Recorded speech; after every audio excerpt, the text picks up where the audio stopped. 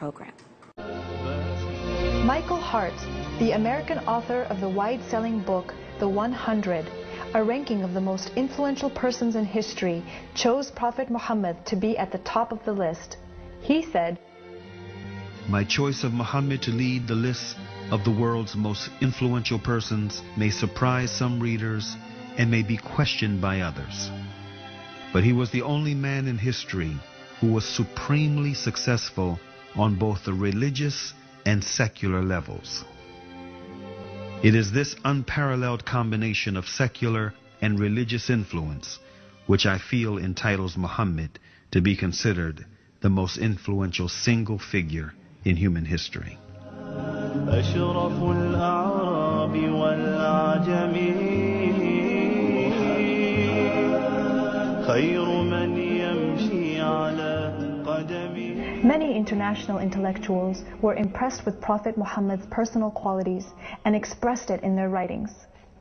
Lamartine, the famous French historian, in his book The History of the Turks, said about Prophet Muhammad, "If greatness of purpose, smallness of means, and outstanding results are the three criteria of human genius, who could dare to compare any great man in modern history with Muhammad?"